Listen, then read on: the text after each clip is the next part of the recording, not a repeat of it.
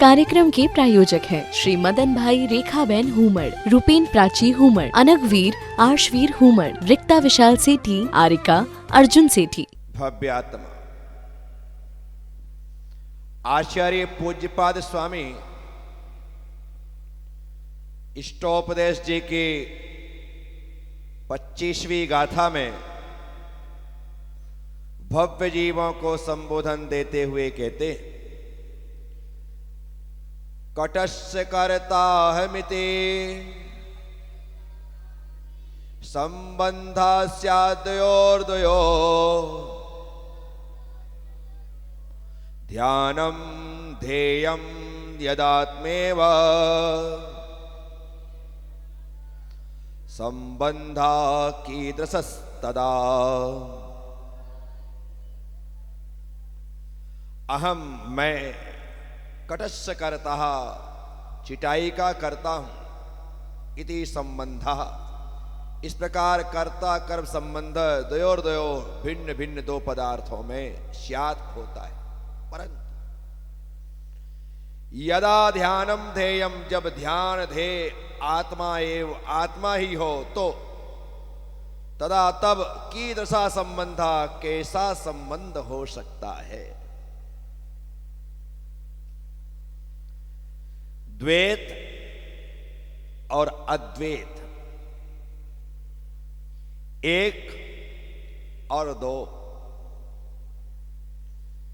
जहां दो है वहां संबंध है, जहां एक है वहां कैसा संबंध। दो को मिलकर के एक हो सकता है, लेकिन एक को मिलकर के एक होता है, ऐसा कहने में कैसा लगता है। कर्ता अलग है, कर्म अलग है। कर्ता करने वाला है और कर्म होने वाला है। होने वाला और करने वाले में संबंध होता है। आचार्य महाराज कह रहे, कटस्य कर्ता हमिति, चिटाई कर्म है और बनाने वाला कर्ता है। तो कर्ता और कर्म में संबंध संभव है, कर्ता और कर्म में संबंध होता है, क्योंकि वे दो हैं। लेकिन जहां एकात्म हो, जहां सिर्फ एक हो, वहां कैसा संबंध। ये संसार जो चलता है ये अनेक की वजह से चलता है। ऋषियों ने वेदों में ऋचाएं लिखी और ब्रह्मा जी विचार करते, मैं अकेला हूं, बहुत समय से अकेला हूं, अकेले रहते रहते बोरियत सी हो रही है, क्या करूं। सृष्टि का सृजन करना चाहिए। ऋचाओं में आया, एको हम बहुश्याम, मैं एक हूं, बहुत होना चाहता हूं। जब ऐसा विचार, ऐसा विकल्प ब्रह्मा के मस्तिष्क में उत्पन्न हुआ तो उन्होंने बहुश्याम, बहुत होने के लिए सृष्टि का सृजन किया। अर्थात उन्होंने स्त्री बनाई। जहां पुरुष के साथ स्त्री का निर्माण हुआ, वहां फिर दोनों ने मिलकर के संतान को जन्म दिया। और संतान को जन्म दिया तो इस संतान को जन्म देने की संतति निरंतरता को लिए हुए हो गई। और धीरे धीरे करके यह संसार 1 से 2, 2 से 4, 4 से 8, 8 से 16, 16 से 32, 32 से 64 ऐसा बढ़ने लगा। बढ़ते बढ़ते आज हम 8 करोड़ तक पहुंच गए। इसे जनसंख्या विस्फोट कहते हैं। जब संख्या बहुत हो जाती है तो प्रकृति का बैलेंस बिगड़ जाता है। उदाहरण की तौर पर हमारे घर में हमारे 4 के अलावा यदि 4 मेहमान और आ जाते हैं तो काम बढ़ जाता है, व्यवस्था बढ़ जाती है, कई चीज कम भी पड़ जाती है। क्या हुआ? क्योंकि संख्या दुगनी हो गई। संख्या बढ़ती गई और बढ़ रही है। दिल्ली में जब मैं गया, मेन चौराहे पर बड़ा भारी बोर्ड लगा हुआ है। वहां पर हर सेकेंड दुनिया की जो जनसंख्या बढ़ रही है उसका कैलकुलेशन। हर सेकेंड 3 बच्चे पैदा होते हैं और उसी रफ्तार से वो संख्या उसमें ऐड होती जाती है।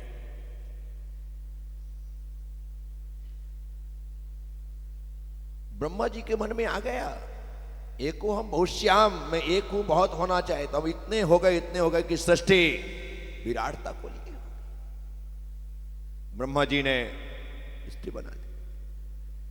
लगा इस अकेले से काम थोड़ी चलता, संसार और बनाना चाहिए। एक कुत्ता बना दिया। कुत्ता बनाने के पश्चात लगा खाली कुत्ता क्या करेगा, एक गधा और बना दिया। गधा बनाने के पश्चात उन्हें लगा कि यार और भी तो कोई चाहिए, ये तो दिन में देखने वाले हैं, रात में देखने वाला होना चाहिए, तो उल्लू बना दिया। ऐसा करते करते उन्होंने बहुत सारी सृष्टि का सृजन कर दिया। ये सिर्फ हिंदू परंपरा कहते हैं। जैन परंपरा इस बात पर 1% भी 0% भी विश्वास नहीं करती। जैन धर्म कहता है सृष्टि स्वयं संचालित है। सृष्टि को बनाने वाला कोई कर्ता नहीं है, सृष्टि को बनाने वाला कोई सृष्टा नहीं है। यदि सृष्टि को बनाने वाला कोई सृष्टा है तो सृष्टा को बनाने वाला कौन है? उसे भी बनाने वाला कोई होगा। यदि उसे बनाने वाला कोई है तो इसका मतलब है वही भी सृष्टि हुआ, सृष्टा कोई दूसरा है, और सृष्टा कोई दूसरा है तो उस दूसरे को बनाने वाला कोई तीसरा होगा। तीसरा होगा तो इसका मतलब वो दूसरा भी सृष्टि है, सृष्टा तो तीसरा है, और तीसरा यदि सृष्टा है तो कोई चौथा, इसका कोई अंत नहीं है। इसलिए जैन धर्म कहता है सृष्टि स्वयं संचालित, इसे कोई चलाने वाला नहीं। यदि कोई चलाने वाला हो तो बेचारा बड़ी मुसीबत में हो। इतना बड़ा संसार कैसा संचालित करे? हम तो एक छोटा सा परिवार लेकर के बैठे हैं, उसमें ही सिरदर्द हो जाता है। कहीं बहू ने मुंह फुला लिया, कहीं बेटा घर नहीं आ रहा है, कहीं नाती पोते नाक में दम किए बैठे हैं, कहीं सासू से झगड़ा हो गया है, कहीं बहू पियर चली गई। ऐसी ऐसी स्थितियां पैदा हो गई, क्या करोगे आप? इतना सा परिवार हमसे नहीं संभल रहा है, इतनी बड़ी सृष्टि बहुत बहुत दुखी हो जाए। तो इसलिए जैन धर्म कहता है ये संसार स्वयं संचालित है। अपने अपने कर्म के अनुसार सभी सुख दुख का वेदन करते हैं, सुख दुख को भोगते हैं। हमारे किए हुए कर्म का फल हमें ही प्राप्त हो रहा है। मेरे द्वारा लगाए गए पेड़ का फल तो दूसरा खा सकता है, लेकिन मेरे द्वारा किए गए कर्म का फल मुझे ही खाना है, मुझे ही भोगना है। उसमें कोई जरा भी हिस्सादार नहीं बनने वाला है, कोई थोड़ा भी सहयोगी नहीं बनने वाला कि हां थोड़ा मुझे दे दो। जब डाकू रत्नाकर ने साधुओं को लूटने के लिए रोक लिया।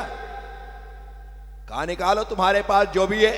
साधुओं ने कहा हमसे क्या मांगते, हमारे पास है क्या, ये दंड और कमंडल, लेना तो ले लो और बन जाओ तुम भी बाबा जी।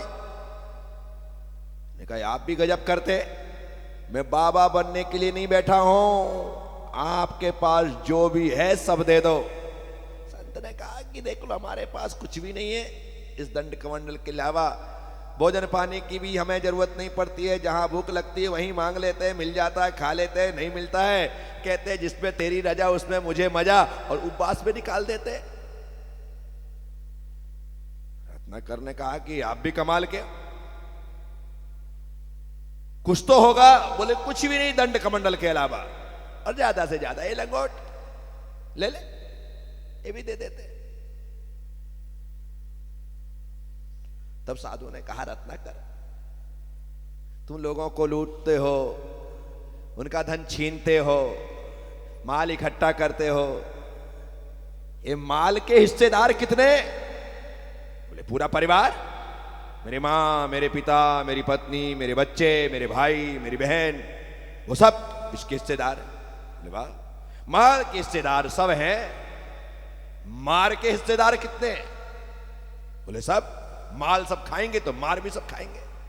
रत्नाकर एक बार पूछ के तो आओ अपने घर वालों से कि माल के हिस्सेदार हो, मार के हिस्सेदार बनोगे या नहीं। रत्नाकर ने कहा इसमें पूछने वाली बात क्या है, सभी को माल का हिस्सेदार बनना ही पड़ेगा।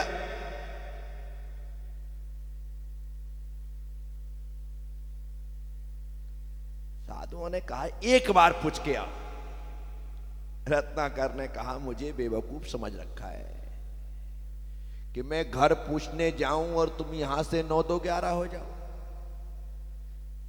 संतों ने कहा कि यदि तुम्हें ऐसा लगता है तो एक काम करो, इन पेड़ों से हमें बांध दो रस्सी से और तुम पूछ करके आओ। रत्नाकर को लगा कि ये ठीक है, सारे साधुओं को पेड़ों से बांध दिया और घर गया। घर जाकर के अपनी पत्नी से सबसे पहले कहता है कि देख मैं इतना पाप करता हूं, लोगों को लूटता हूं, धन दौलत लेकर के आता हूं, रोज ला करके तुम्हें देता हूं,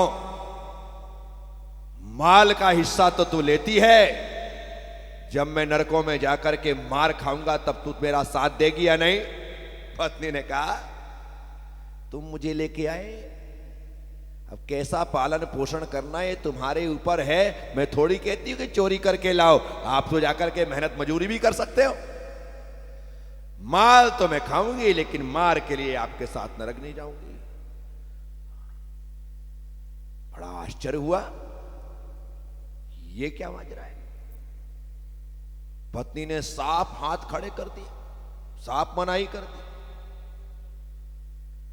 मां से मिला, कहा मां तूने तो मुझे अपनी कोख में रख करके 9 माह बाद मुझे जन्म दिया, मैं माल लेकर के आता हूं, तू खाती है, मेरे साथ मार खाने नरक चलेगी नहीं चलेगी? कहा बेटा कैसी बातें करता है, मैंने तुझे पाल करके बड़ा किया है, अब इस बुढ़ापे में तू हमें पाल, हम माल तो खाएंगे लेकिन मार। पिता से मिला, पिता ने भी ऐसा ही कहा।